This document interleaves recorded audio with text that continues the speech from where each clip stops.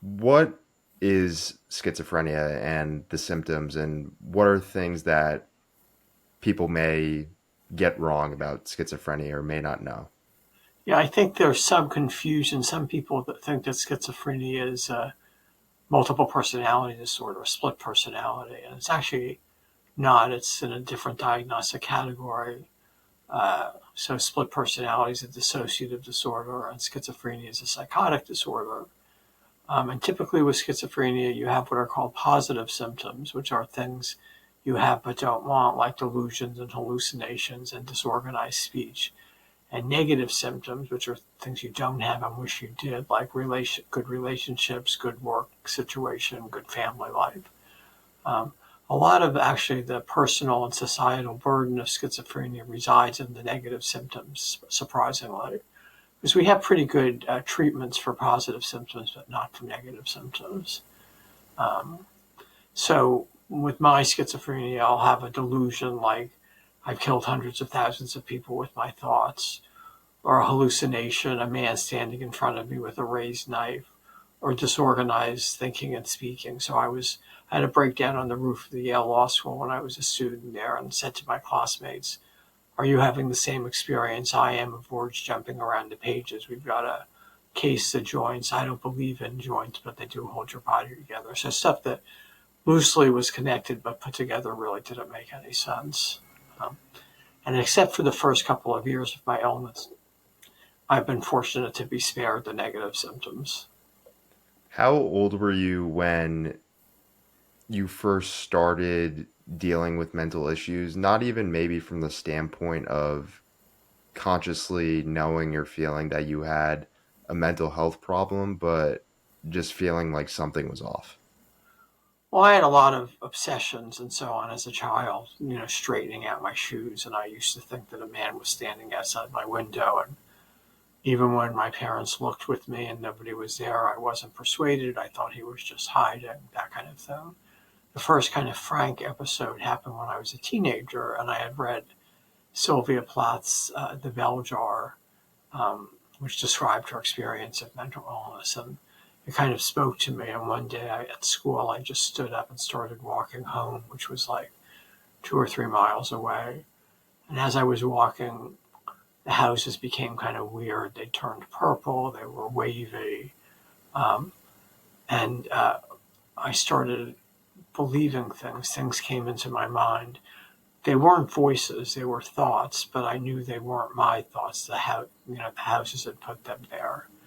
So things like "you're special," "you're especially bad," "you must see," that kind of thing.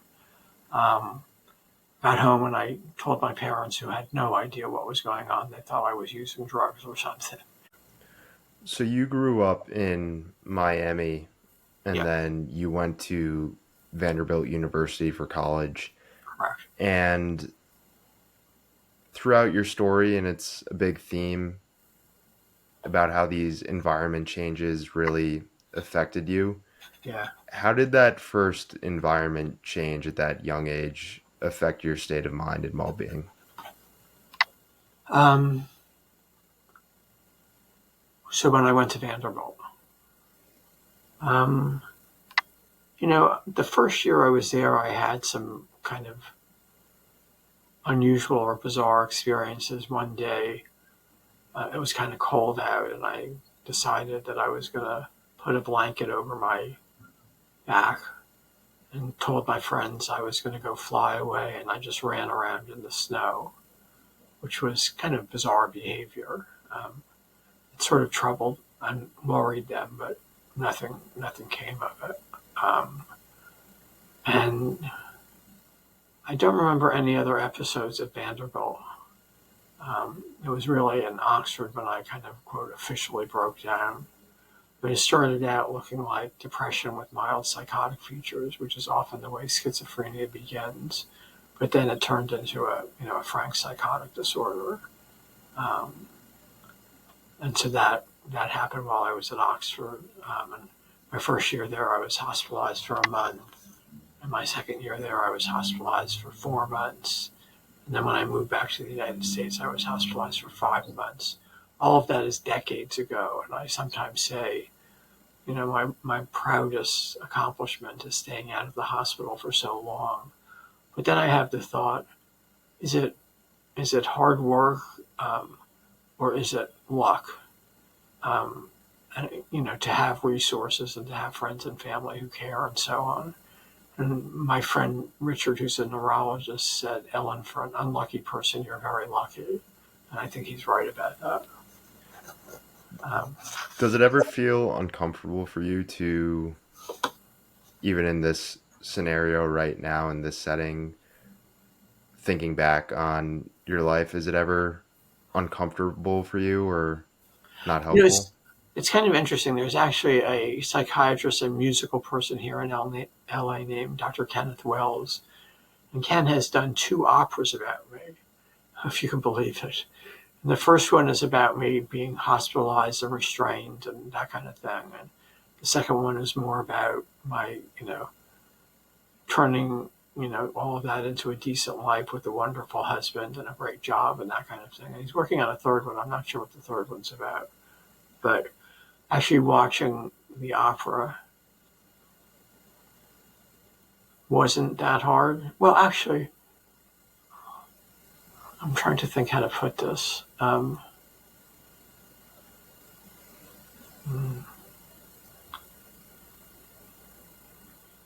thinking about breaking down and being hospitalized was never very traumatic to me. To think about it, to look back on it, and I make an analogy to something much more extreme, which is a Holocaust survivor. Some go back to the camps and take in where they were and remember and process, and some want to stay as far away as possible. And for me, remembering and processing was not painful, it was actually helpful. I mean, as an example, the first opera that Ken did had me restrained and forcibly medicated and that kind of thing. But he also portrayed the point of view of the young psychiatrist doing that to me, which was really powerful because at the moment I was thinking only of myself and not of this other person. But there was this other person and there was that effect. So that was kind of useful. Was it helpful for you to visually see it? Yeah, yeah, it was. It was. You were named class valedictorian at Vanderbilt, Yeah. and you say that my illness was beginning to poke through the shell that helped me, indeed helps all of us, maintain a separation between what is real and what is not. Okay. That's where things would precariously balance. Me unwittingly trying to keep the shell strong, and my illness trying equally hard to break through. And obviously, if you're the class valedictorian, academics played a central role in your life. With everything that you were dealing with mentally, how did your academics help you to keep that shell strong, so to speak? That's a really good way to put it, and it helped enormously. I say sometimes that when I'm writing an argument or a counter argument, the crazy stuff recedes to the sidelines. So to the extent that I'm focused on my work and thinking and writing and speaking, at places and connecting with people, it keeps my symptoms at bay. So that's been really helpful. It's been, Will, my husband, says psychosis is not like an on-off switch, but like a dimmer.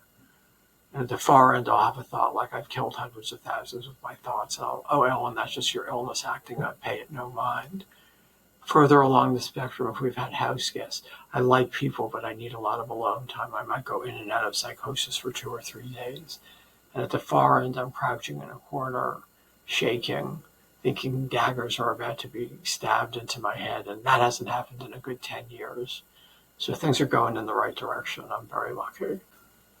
So after Vanderbilt, you continue your academic studies at Oxford, and that's the second big environment change that happens in your life. How did moving to England really expose you to the severity of what you were dealing with mentally? you know, I ended up loving England, but when I first got there, I found it kind of traumatic. So, like, I would go to the grocery store, and when the cashier didn't say "Have a good day," I'd think, "What did I do wrong?" So they have different customs and, norms which I wasn't familiar with, and I sort of read them in a negative way toward myself. So it was stressful in the beginning, but eventually I you know made some good friends. I still have some friends from there that I visit and speak to by phone, including one American guy who was there, and including a British couple and a British friend who I'm still in touch with. Moving to different countries or moving to different cultures is stressful because you don't really know the norms or the values or whatever. So you have to kind of learn what they are, and that can take time, and it can lead you feeling lonely and isolated because you're not making the friends and that kind of thing. Um, when I came to the United States and went to Yale Law School, the first year I broke down the seventh week of my first semester, um, and had to leave. Actually, my good friend, my good lawyer friend who has represented me with my books and the movie and stuff like that, unfortunately just passed. But he was very, very kind, and he was with me with one other person on the roof of the Yale Law School when I broke down and was gibbering and dancing and this and that. And I asked him when he started representing me, did he remember that time? And he said, "How could I forget?" So that was kind of funny. Uh, so going Going, going to a new place is for me is stressful because any change is stressful. It's stressful for everybody, but it hits some people harder than others, and it hits me pretty hard. what was the experience like going to the Warneford Hospital in Oxford? Um, it was. I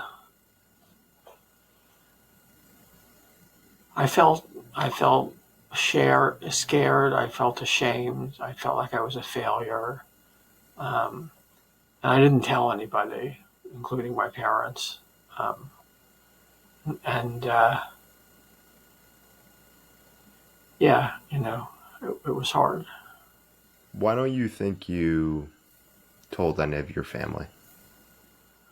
Uh, a few reasons, and this is not only just for my hospitalization, but episodes since then. I mean, my parents, when they read my book, were shocked because they thought I broke down at Yale my first year there, and everything had been fine since. And in fact, I had multiple episodes. But I say I didn't tell them for a number of reasons. First, when I first broke down, I was already an adult living independently, and I did not want to go back to being the kid in my family of origin. And also, my parents worry a lot, and I didn't want them to worry. And also, they don't do supportive that well anyway, so there wasn't much in it for me to tell them. But they would have hurt when they found out how much I had been ill. But I still think I made the right decision. It's kind of a shame, and there's a lot of evidence that family support really helps people in these situations. So it might have really been in my interest to involve them more. But Do you think that they would have provided that care and help that you were looking for? Or do you think that it would have been more challenging for you involving them in the I moment? don't know. Could have been either. Uh, So when you were at the Warneford Hospital in Oxford, what was the focus of your care? I spoke with a psychiatrist once or twice a week. I spoke with the staff a lot. Basically, what I did was I sat in the music room upstairs and listened to music like the Beatles, Once There Was a Way to Get Back Homeward, thinking I need to find my way back home. I was upstairs with a woman who was very impaired, but we kind of hung out together and made friends, kind of thing. Um, Yeah, I but think another interesting component about your story and getting into your time at the hospital, at the Warneford Hospital in Oxford, is that it also brings in this other component, not just about your mental health issues, but also about your identity. And you yeah, that's say, really right. when I'd first gone to the day hospital, I at least went back to my Oxford dorm at night and so Right. could continue to tell myself I was a student. Throughout each day, I often felt caught somewhere in between. Was I a mental patient or a student? Where did I really belong, at Oxford or at the Warnerford Hospital? Yeah. Should I spend my days in the library or in group therapy? The choice always seemed to be mine. But the minute I checked into the inpatient unit, the pretense of being a student no longer held. I was a psychiatric patient.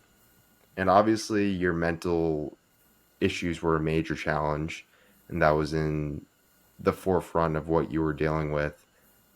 But how did this breakdown of your identity and almost being stripped of your status as an academic increase the severity of everything you were feeling and going through? Oh no, I mean, I think you point out a really good thing. I think it did. It did do that. So the first opera involves the three Elyns, which is something that my analyst in L.A.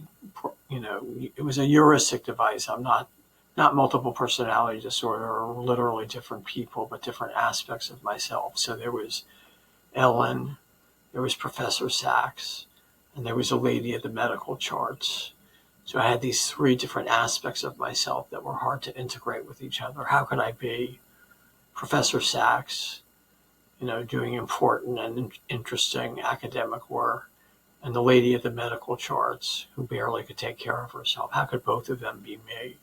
And the one who really got lost in all of it was Elyn. So I spent most of my time as professor or the medical mental patient. Um, and it was, it was actually coming to terms with the lady of the medical charts that made my life get better. I accepted. I had an illness which I resisted accepting for many years. Um, and once I accepted it, and once I accepted the need for meds, my life got much better. So I became a convert and accept that I have a psychiatric illness, a mental illness. I also have a great job, and I'm also a person with friends and loved ones. So coming to terms with all those three and trying to integrate them was a major life task and a major focus of my therapy here. Yeah, I think that's really interesting. And I think that's something that all of us have to a certain extent, where we have these different components of ourselves, where we have the personal, we have the professional, Yeah, and we have, in one component looking at my life, I'm doing a podcast, but I also have the professional, I have the personal, I have the yeah, active. How do yeah. you think those components to yourself and those three different personalities of yourself, how do you think they've evolved over the years? Uh, I think Ellen became stronger. I think Professor Sachs did well, and I think the lady, the medical charts, once I accepted her, became much more less prominent, much less toxic. Um, as I say, the more I accepted that I had a mental illness, the less the illness defined me. It became sort of accident and not essence. At which point, the riptide that held me down set me free. So, working through who I was and how I felt about it and what I could do about it was an important part of my therapy. What do you And see I as think you're right that everybody has, different components of themselves that they need to be aware of and try to integrate. what do you see as the difference between acceptance and just trying to will your way through something and work through something? Um, I mean, I guess willing your way through something can lead to acceptance, so they're not inconsistent with each other. But acceptance may involve other things like admitting that you need sort of help from other people and you can't just, you know, you know, uh, pretend that if you just try harder, everything will be okay. I mean, that's a kind of road to failure, I think, for most people with serious mental illness. And it's very understandable that people want to try to do that. And it's totally up to the individual how much they try and what they try. But willpower doesn't usually result in, a better mental health outcome than if you, try to understand what's going on, accept it, and accept help. This is something that I want to discuss later on as well because it's an evolving component to your journey. Yeah. But at the start of your journey with your mental health, what were the main reasons why you were so strongly against medication? Two. So when I was a teenager, I smoked pot, and my parents brought me to an after-school rehab program, I guess you would call it. And they sort of drummed into you that drugs of any kind were forgotten, that you should do stuff because you try hard and it's up to you, and you shouldn't use, help like that. You shouldn't use medication. So that was one thing. And that was a shame. But the second thing was I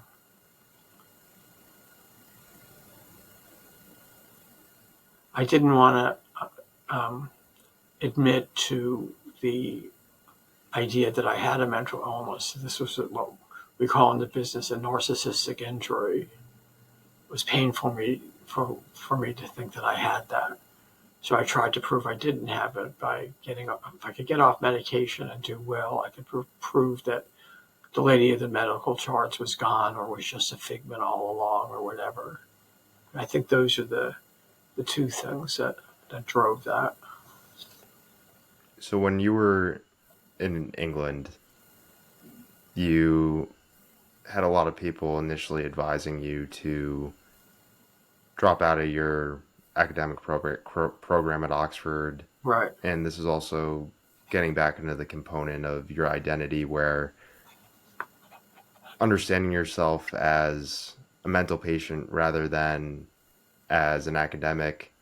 And you end up leaving the Warneford Hospital.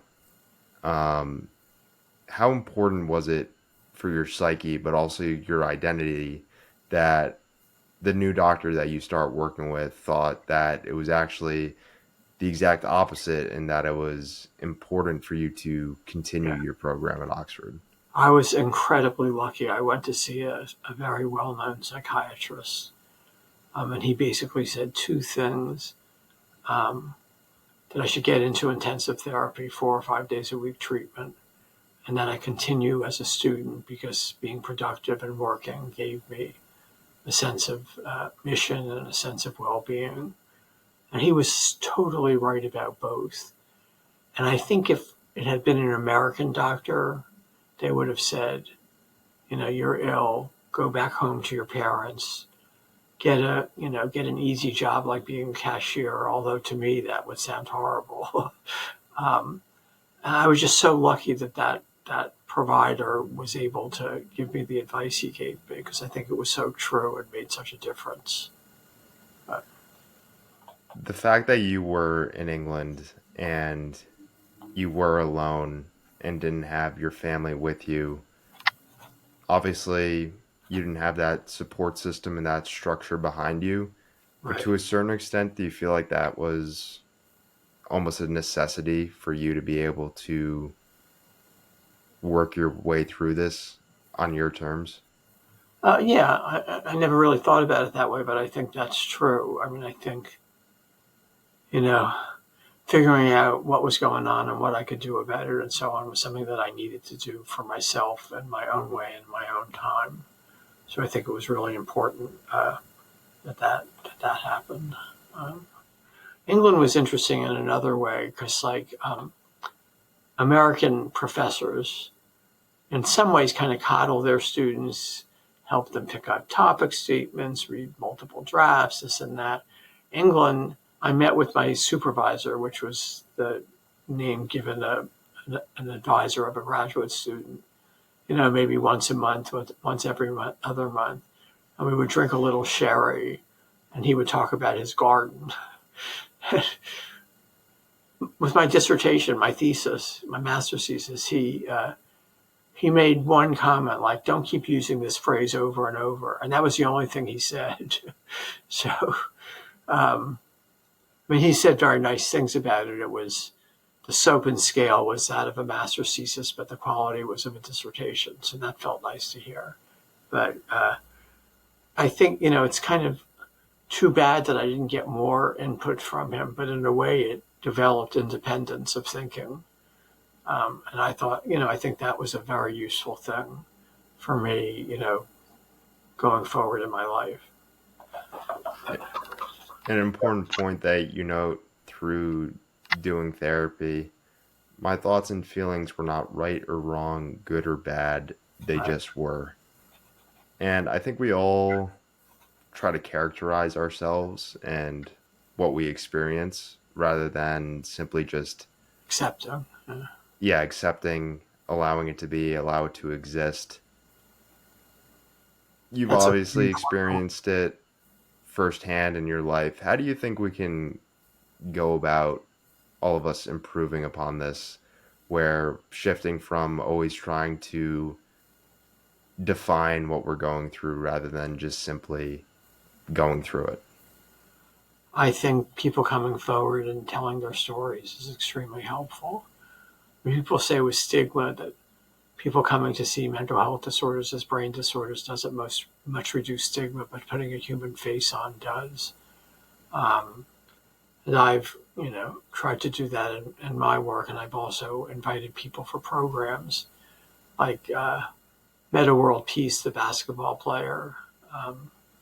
Kind of fun. He suffered from depression and anxiety, and went to a therapist when he was like 5 or 6, which was very unusual, especially for that demographic. But I remember he was getting an honor at the analytic institute that I'm part of, and he asked me to bestow it on him, which made me feel really good. And after I said a bunch of nice things about him, I said, and as a 5'10" woman of my generation, I was a really big giant, but standing next to him at 6'7", I felt like a shrimp. It was kind of funny.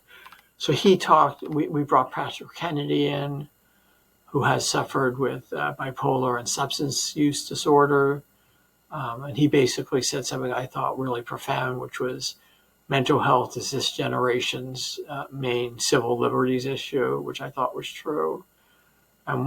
Georgiana Steinberg, Darrell Steinberg is the mayor of Sacramento. She had issues, and Maria Bamford, the comedian and sitcom person, she had issues.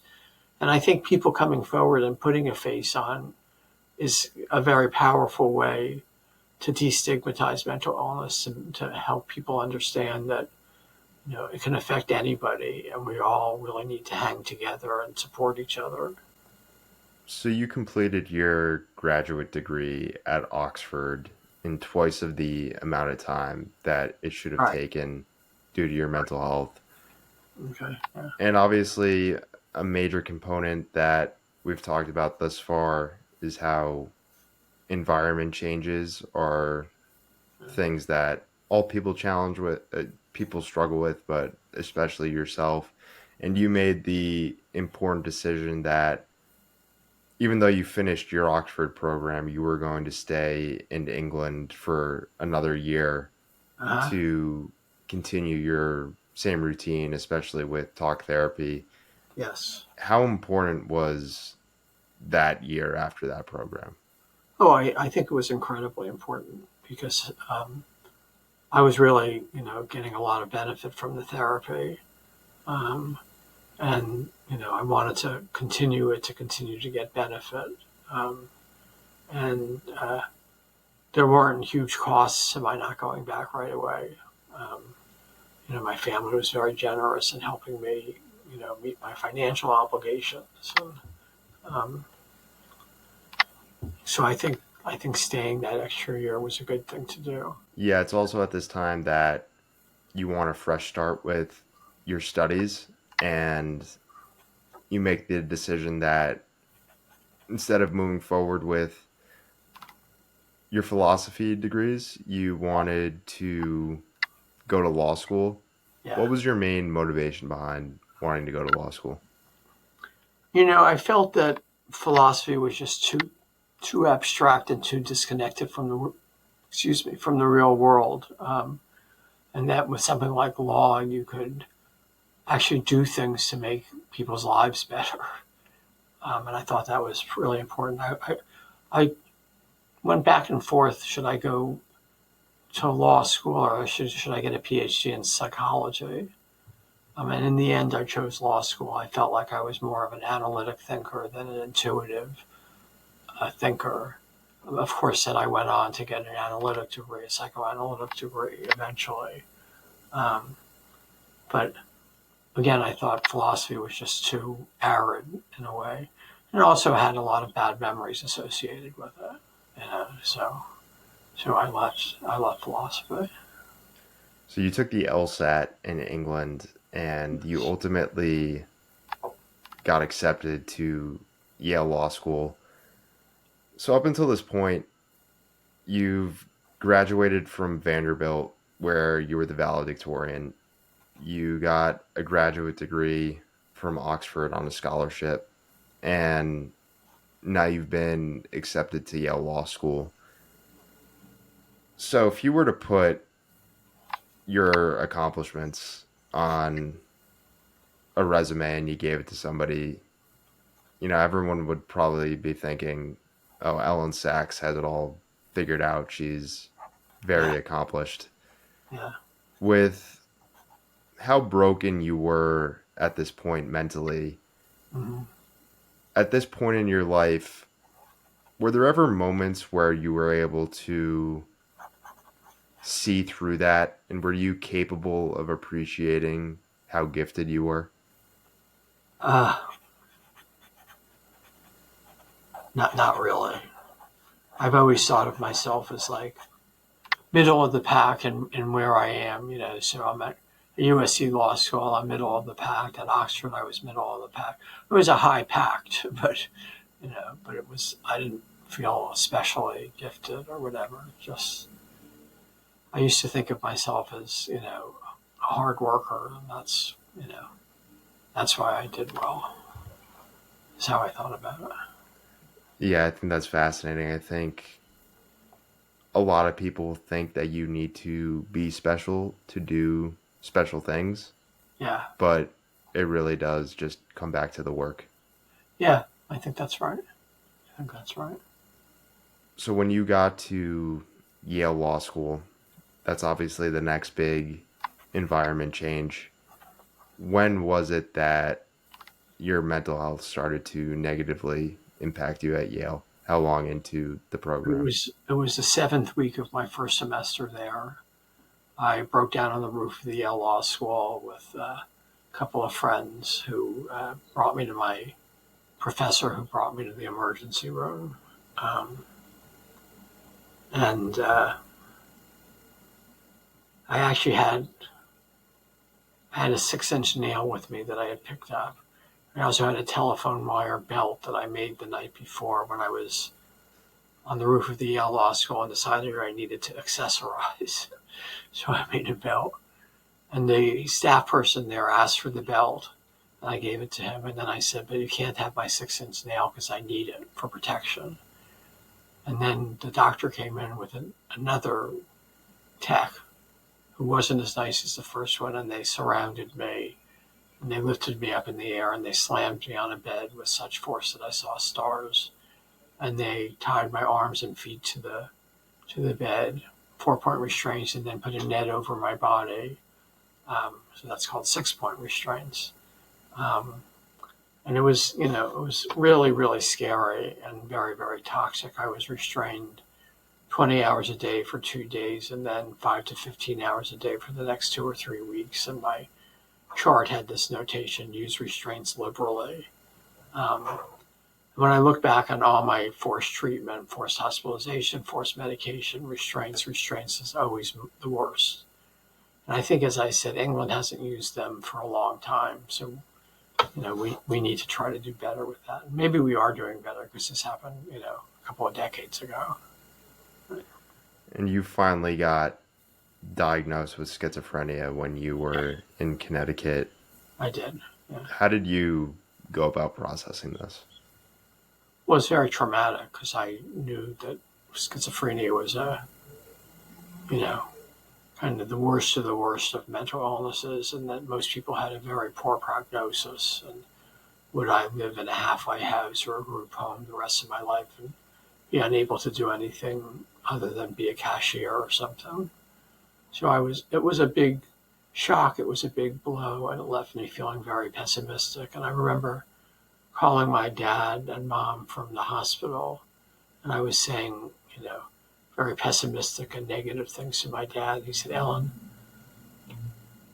you don't need to feel this way. There are people who have much more serious challenges than you, like terminal cancer or whatever, and go on and live lives with dignity and well-being, even though also pain.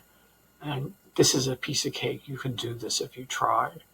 And my first thought was, he just doesn't get how horrible it is. But then when I thought about it, I thought, maybe he's right. Maybe he's right. This isn't so bad. And it's something that can be managed, and it's something that I will manage. And it sort of incentivized me to try harder, to have a good and decent and productive life, even in the face of the illness. So it turned out to be a pretty, powerful thing that he did, even though, as I said, I didn't think he understood it at the time. In some ways, was dealing with the identity and the diagnosis of the problem and this new label were you given, was that more challenging than simply dealing with what you were going through? Yeah, because the name is so stigmatized. It has such a bad prognosis and that kind of thing. Yeah. Actually, I'm part of a group that is thinking about, or maybe we've done it already, name change for schizophrenia. And like almost everybody, patients, families, doctors, psychologists, think that schizophrenia is a bad name. And there was a range of other possibilities. So one was being descriptive, like altered perception disorder or disorganization disorder. Some were things like Kreplins or Bloilers, so there are very famous people in the schizophrenia world, like Alzheimer's for dementia. And there was a range of different possibilities. It was kind of interesting. The interesting thing is almost everybody thought that the name should change. There was some disagreement about what it should change to. And I think names and words matter. You know? You would read your law books while you were in the psych hospital in I Connecticut. did, yeah. How important was that goal of getting back to law school and actually feeling like you were working towards something and staying in a good mental frame? Oh, it was very important. I was not giving up. I was going forward. It didn't help at all because I read the books, but when I started the following year, I had no memory of what I read. So it didn't give me a leg up, but it did give me something to do when I was in the hospital that made me feel less pathetic, if I can put it that way, and My more, determination to go back to school yeah. was not part of my delusional thinking. It was part of myself. I believed myself to be the person who would go back to law school and finish it. That's who I believed myself to be. And that wasn't delusional. So you commit to that goal and you accomplish that goal of going back to law school. What Yeah. was that process like of acclimating to an academic environment, and what was your mental health treatment like when you went back to law school? Well, I got into 4 day a week psychoanalytic treatment because I knew that had worked for me in the past, so that was helpful. Um, and Yale Law School is kind of a special place. They don't really grade you or anything like that, and everybody there really is interested in learning and thinking, and so it was a lot of fun. Actually, there's a funny story about my being readmitted. So I think this is in my book. Yale had a policy that if you had been withdrawn from school for psychiatric reasons, you had to be evaluated by a Yale psychiatrist to see if you were ready to go back. And like any good student, I looked him up. This is before the days of the web, so I'm like looking at periodical indices and pulling books from shelves. I find an article by this guy. Students withdrawn from school for psychiatric reasons. Questions that you want to ask them and answers you want to hear. So when I went into the interview, I was totally well prepared. I may not have been ready to go back, but I was enterprising enough that I should have been readmitted, and I was. But it was kind of funny. A lot of the conversations that I have with people revolve around having the courage and the confidence to allow the realest, most authentic version of yourself come to the surface, Mm-hmm. where at times to fit in with the crowd or a certain environment that we're in, we kind of put on a, not necessarily a facade, but we don't show our truest colors maybe at times. And you've said that I was becoming adept at acting normal even when I wasn't feeling it. Perfecting this acting, this seeming, was vitally important if I were going to make my way in the real world. And I think this is interesting because it gets into this relationship between seeming like something versus just being who you are. Yeah. And like I've said, I've talked with people about how can you be your most authentic self.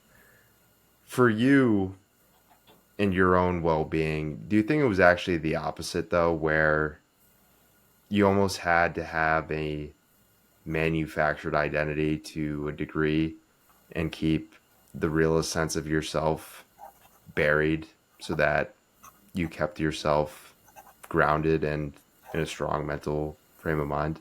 Yeah, no, that's a really good point. I actually have a group of friends. We get together maybe once a month here in LA, and it's me, it's a bipolar lawyer, it's a bipolar clinical psychologist, and a couple of other people, someone who's getting her PhD, and we all have mental illness, and we all talk about passing as normal. Then that's kind of one of the things that we do to make our way in the world and not to scare people and not to upset people or whatever.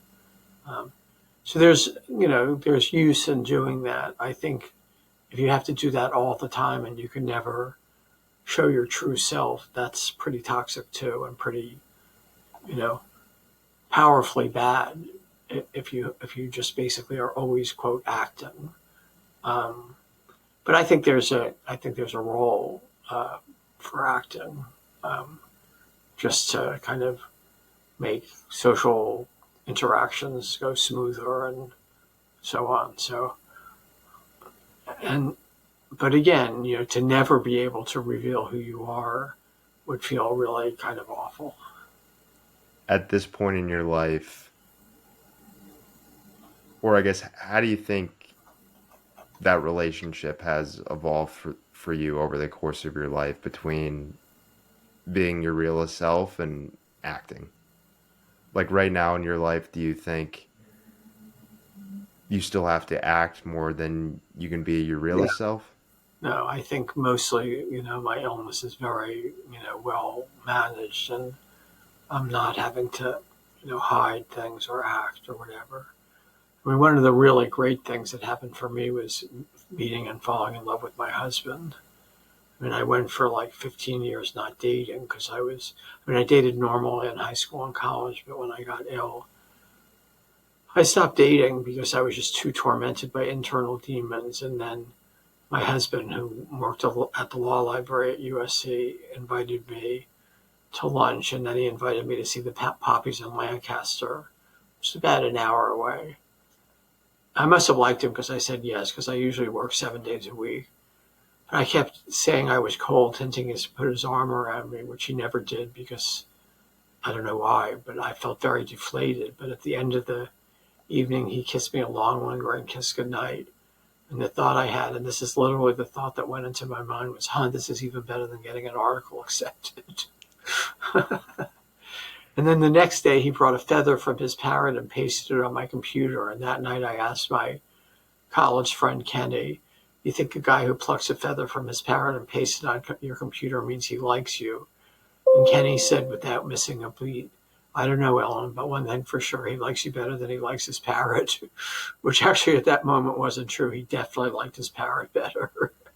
But there are some funny stories. But, falling in love with and marrying Will is kind of the best thing that ever happened to me. So I consider myself very fortunate that happened. So taking a step back from that and how you got to USC, so you graduated from Yale Law School, and instead of getting into the legal space, you get into the teaching space, and Yeah. you move out to California where you currently are now. And you start teaching at USC and bringing your medication back into the conversation now. That's obviously been a central part of your journey throughout your entire life. Yeah. Um, and I know you've tried many times to get off your medication, Yeah. but you finally come to grips with the fact that you'll need your medication to deal with your mental health issues. What did that acceptance process look like for you? Well, I went about 10 years making multiple efforts to get off meds, which I undertook with great gusto and failed miserably at every time. Um, and the reason I did it was partly the side effects, but more because of the quote narcissistic injury of having a mental illness and needing medicine. I wanted to prove that it just wasn't so. So I kept trying and trying and trying. And eventually my analyst said, why don't you just stay on the meds and get on with your life? And I was a little upset about that, but I decided to try it. And, my life just got much better. So I'm a convert now. I need the medication. It's not a sin. It's not a shame. It's just a medical fact. And it makes my life better. So I would never try to get off meds at this point. Um, I'm on the really best med there is. It's a Cadillac in terms of efficacy. It's called clozapine. And most people don't use it unless their patients fail on other meds because it's very cumbersome. The first 6 months you have to have a weekly blood test, and then the next 6 months every other week, and then once a month the rest of your life. So it's cumbersome, but it's really good. It really works well. I don't have no symptoms, but I have many fewer symptoms. And as I said, I'm a convert. I'm not going to try to get off of it. I love this quote that you have in your book that describes your process of coming to this acceptance with your Yeah. medication. You say, as exasperating and frightening as my years long process of tinkering with my meds was for my friends and physicians, I understand now that it was hugely important for me to do it. It was a necessary stage of development that I needed to go through for my full fledged self. It was the only way I could come to terms with the illness.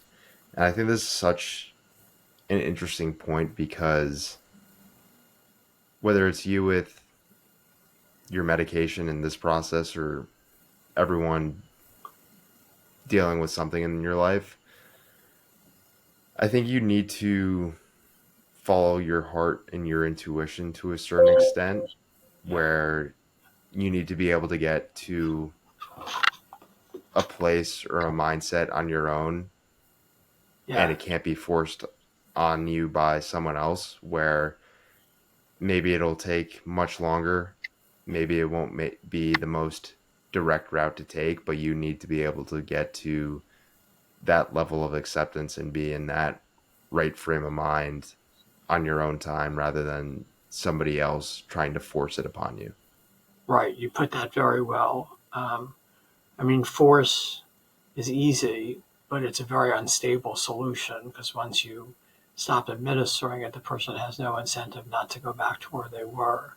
And if someone comes to see that they need the medication and want it, it's a much more sustainable solution. You had always been very stubborn and unaccepting of everything that Yeah. you were going through. Obviously, with the medication, you were very stubborn throughout your life, always trying to beat it to a certain extent. Obviously, it was a very positive sort of mindset that you have of trying to come off your medication. You were unaccepting of sort of the identity and the diagnosis of schizophrenia. And you were obviously also unaccepting of the notion or the fact that you wouldn't be able to create a successful life for yourself given everything that you were dealing with. When you finally came to the understanding or that level of acceptance that, as you put it, the lady of the charts did exist, that was a major component of your identity.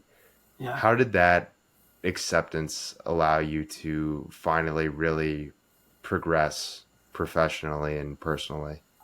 Well, I didn't have to spend all my energy fighting it and trying to prove that it wasn't true. So that gave me a lot more space to do other more productive and more, empowering and happy things.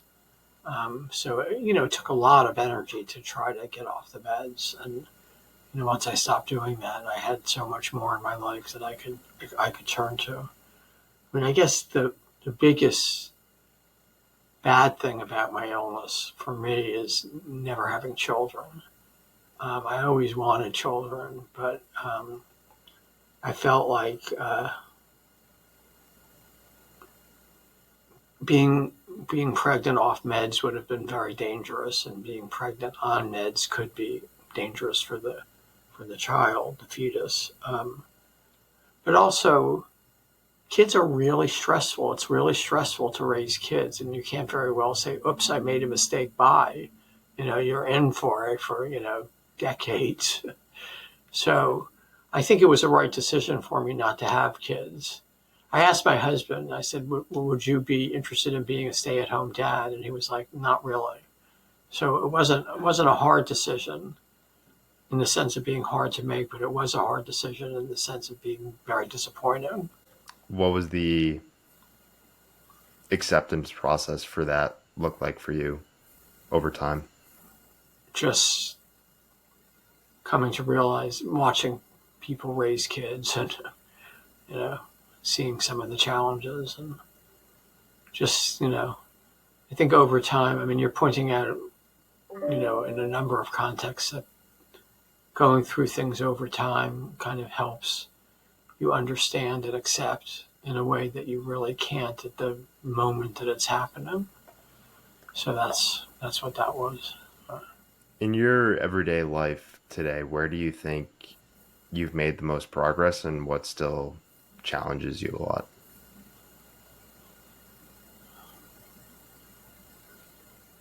I mean, I guess I've made progress in not living up to my grave prognosis and having a decent and a happy life and a successful life. I feel like I'm, within reason, I'm successful. And challenges, I guess, as you get older, you get more vulnerable to physical illness and that kind of thing. And I've had a bunch of physical illnesses, and kind of making it through that has been hard and will probably continue to be hard. But, doing the best I can. I've had 4 episodes of cancer and a subarachnoid hemorrhage, a brain bleed. Um, so that's something I worry about and think about.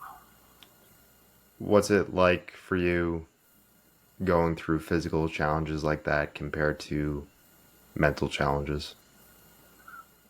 Well, they feel different, but they're the same in the sense that they're both challenges. You know, so What did the process feel like for you for writing your book? I actually wrote it very quickly.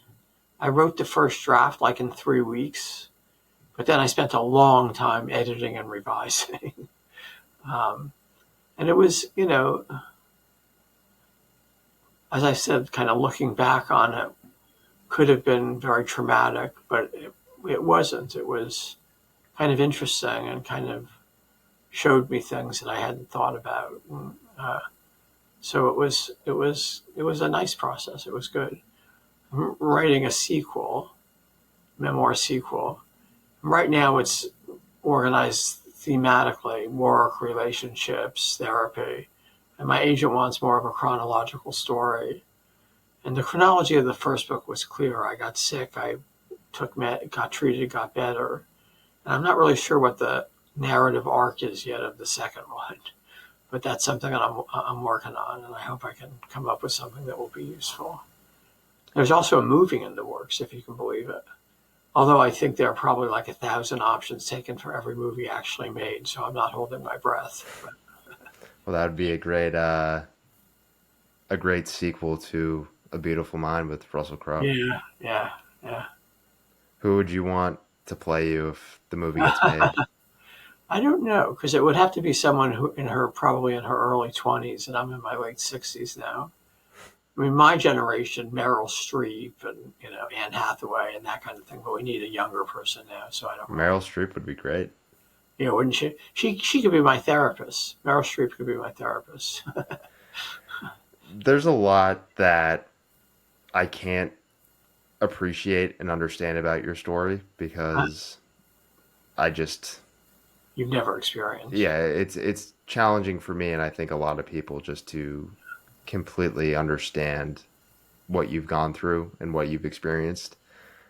But I also think there's a lot that people could resonate with, especially if they read your book. Uh, And there's a lot that I definitely do resonate with. There were parts of your book and certain passages that really made me think about myself and the relationship with myself. good. Good. Generally speaking, what do you think it is about your story that you think the general public could relate to? I mean, I guess just the notion that all of us have challenges of different kinds, and it's just one story of living through and overcoming the challenges. People have different challenges: health challenges, financial challenges, relationship challenges. You know, almost nobody goes through life unscathed by anything. Um, so I think, maybe that makes it meaningful for people to hear my story. Yeah, I think it sounds cliche, but I think the last line of your book really sums it up well. My good fortune is not that I've recovered from mental illness. I have not, nor will I ever. My good fortune lies in having found my life. Yeah, And obviously, everything that you've gone through has challenged you and made you doubt yourself, and it has broken you down. But I also see it as a way that has allowed you to become more connected with yourself, and all of your mental health challenges acted as the bridge or the key to unlock yourself internally where you could examine yourself. And I don't think people necessarily have to do that in everyday life. I think a lot of people can just aimlessly go through life where they don't need to do that internal work where they truly find themselves. right. But you needed to do it to a certain extent if you wanted to not just survive or exist in the world, but also thrive and Yeah, make a life for yourself. yeah. And it's truly incredible to see.